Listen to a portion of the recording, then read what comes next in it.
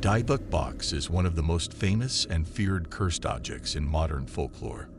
Rooted in Jewish mysticism, its legend stretches back to ancient beliefs, but the box itself became widely known only in the early 21st century.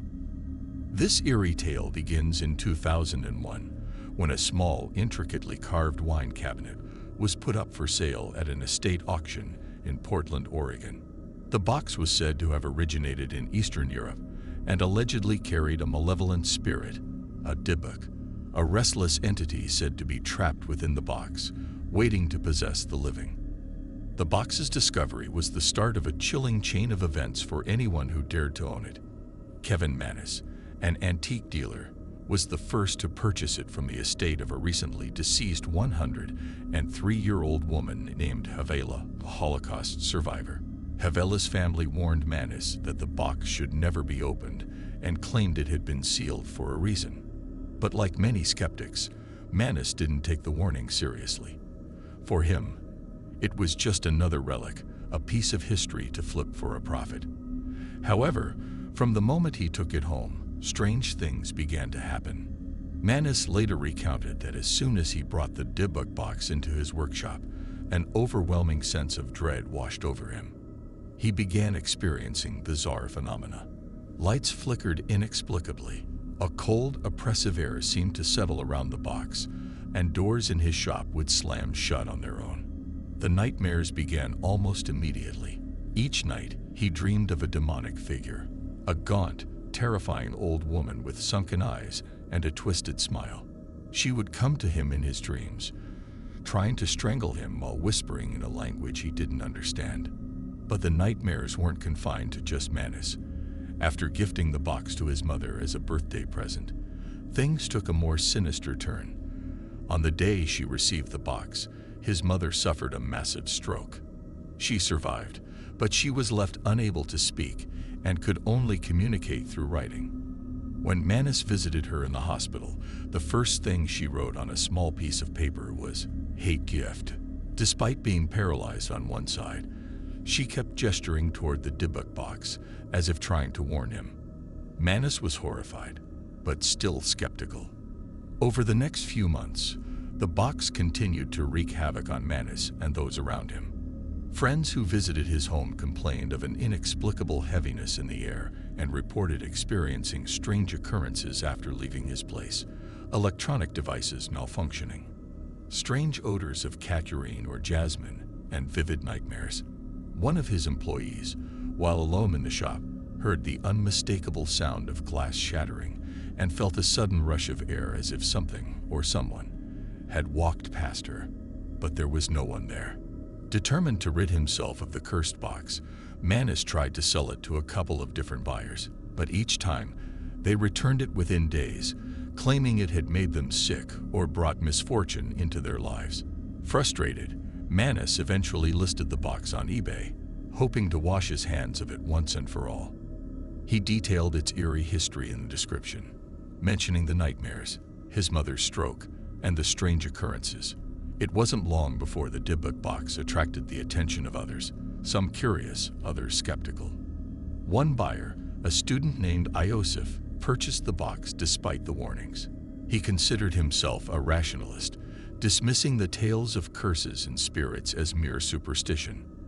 However, his experience with the Dybbuk box would challenge his skepticism. Within days of bringing the box into his home, he began suffering from severe insomnia and anxiety.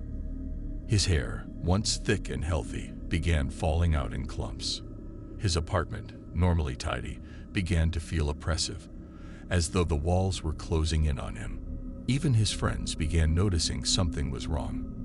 When they visited, the air seemed thick, suffocating. They claimed the box emanated a strange, pungent smell, sometimes of cat urine, sometimes of rotting flowers. The worst was yet to come, however, when Iosif began experiencing a series of vivid, terrifying nightmares. In every dream, the same old woman would appear, watching him from the shadows, her eyes full of malice. The dreams grew more violent, with her figure approaching him, whispering unintelligible words that filled him with dread. Unable to handle the torment, Iosif quickly resold the box to another buyer, hoping to pass along the curse. Iosif's desperate attempt to rid himself of the Dybbuk box only delayed the inevitable. He passed it along to Jason Haxton, the next unwitting victim in this eerie saga. Haxton, a museum curator, was intrigued by the object's history and bought the box as part of his research into the paranormal. Unlike the previous owners, Haxton approached the situation with cautious optimism. He believed the box might hold answers to ancient spiritual beliefs, or at the very least, be an interesting relic to display at the museum. However, Haxton quickly realized that this was no ordinary artifact. The strange occurrences began almost immediately after the Dybbuk box arrived at his home. Just like Manus and Iosif before him, he experienced a deep, oppressive sensation whenever the box was nearby. His health rapidly deteriorated.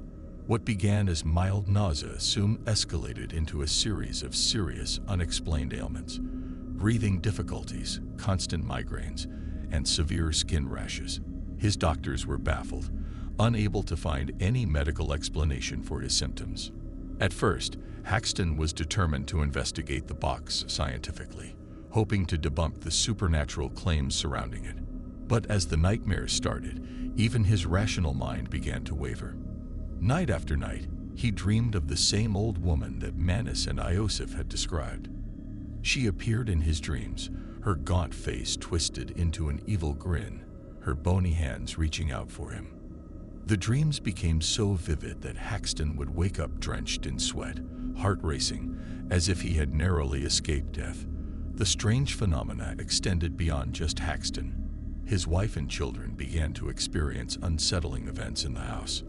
Objects would move on their own, doors would slam shut without any wind, and the pungent smell of ammonia or jasmine would fill the air out of nowhere. His children, too young to understand what was happening, would cry out in the night, claiming to have seen a shadowy figure lurking near their beds. The presence of the box seemed to invite chaos and darkness into their home. One evening, while trying to rationalize the bizarre happenings, Haxton made the decision to open the box, despite every warning he had received. He had convinced himself that perhaps confronting the source of the problem would dispel the curse. What he found inside chilled him to the bone. 2 locks of hair, a dried-up rose, a golden goblet, a small granite statue, and a strange, blackened piece of parchment. These seemingly mundane objects felt charged with a dark energy. When he touched them, it was as if something cold and malevolent passed through him. Opening the box seemed to intensify the strange occurrences. Haxton's health worsened.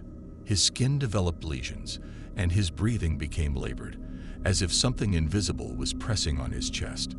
The old woman from the nightmares now appeared even when he was awake, just at the edge of his vision, in dark corners or reflected in mirrors.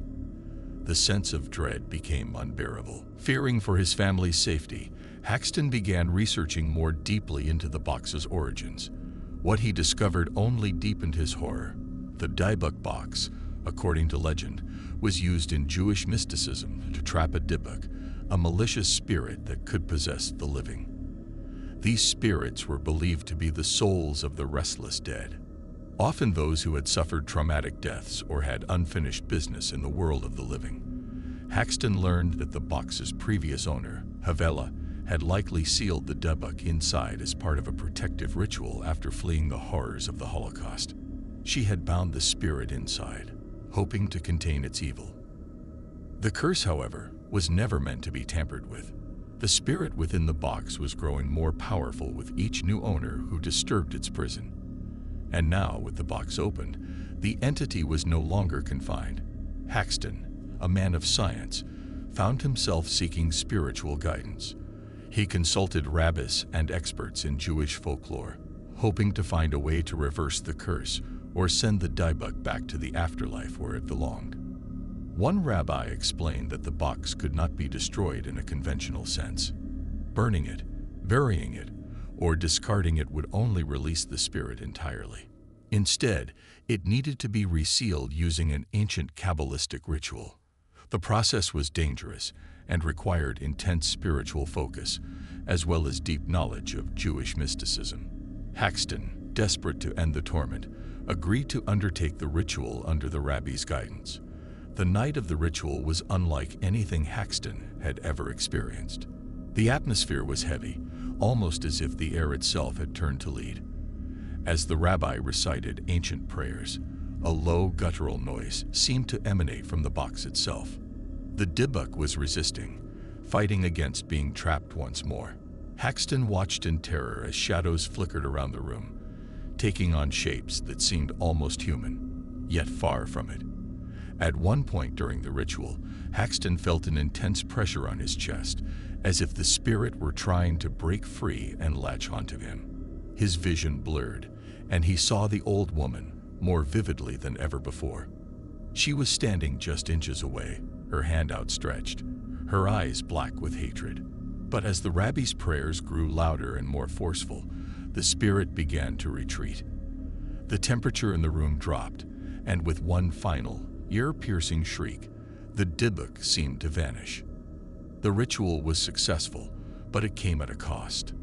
Haxton was left weak and drained, both physically and emotionally. The box had been resealed, but the experience had scared him deeply. He no longer believed it was safe to keep the box in his possession, though the rabbi assured him that the spirit was once again bound within. Haxton didn't want to risk someone else reopening it and unleashing the curse anew. He eventually hid the box in a secure location, far from prying eyes, and vowed never to speak of it again. However, the legend of the Dybbuk box continued to grow. Over the years, others became obsessed with finding it, curious thrill seekers and paranormal investigators alike. Haxton's warnings fell on deaf ears. Despite everything, the box still calls to those foolish enough to believe they can master the evil it holds. And with each new owner, the malevolent spirit within waits patiently for its chance to escape once more. The curse of the Dybbuk box may be dormant, but it is far from gone.